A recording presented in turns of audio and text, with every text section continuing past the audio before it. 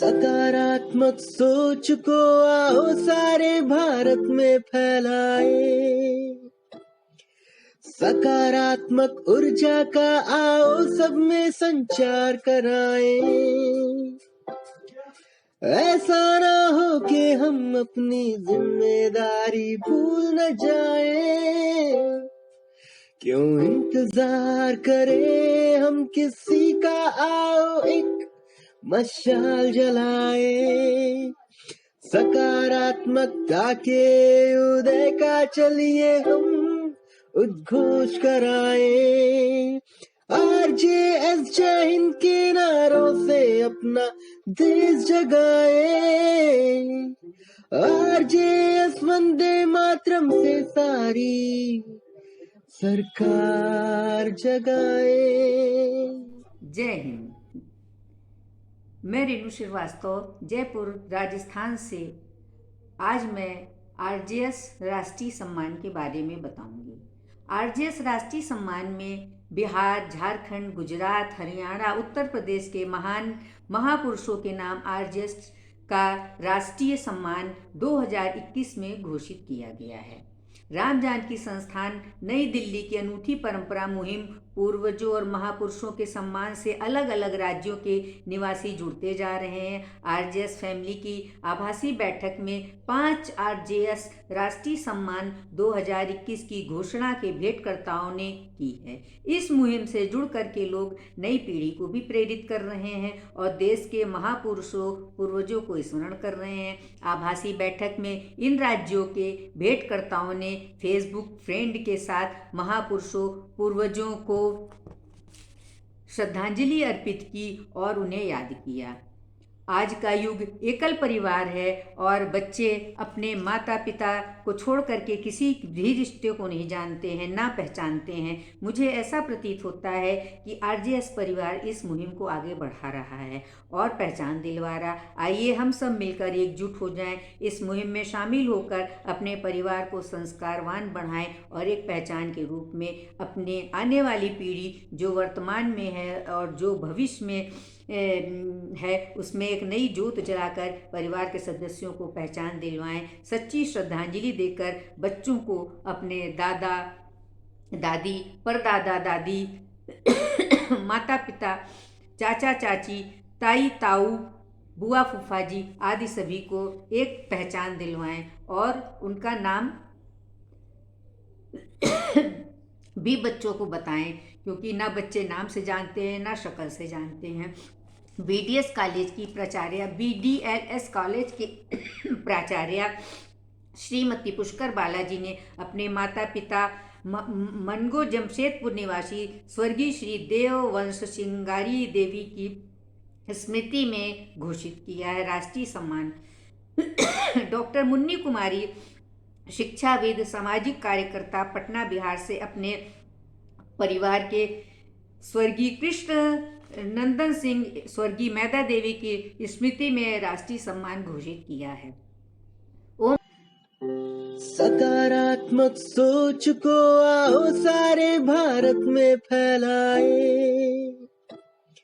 सकारात्मक ऊर्जा का आओ सब में संचार कराए।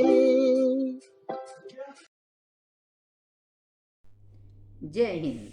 मैं रेणु श्रीवास्तव जयपुर राजस्थान से आपके सम्मुख प्रस्तुत होकर कि मैं भारतीय गणतंत्र दिवस के बारे में आपको रोचक जानकारी दूंगी। भारतीय गणतंत्र दिवस एक राष्ट्रीय पर्व है जो प्रतिवर्ष 26 जनवरी को मनाया जाता है।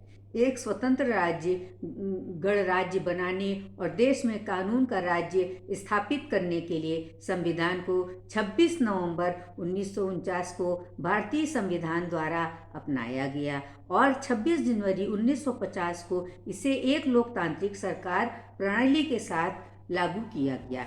इस दिन भारतीय कांग्रेस सरकार द्वारा भारत में पूर्ण स्वराज्य की भी घोषित कर दिया गया। इस दिन सन 1950 को भारत का संविधान लागू किया गया था।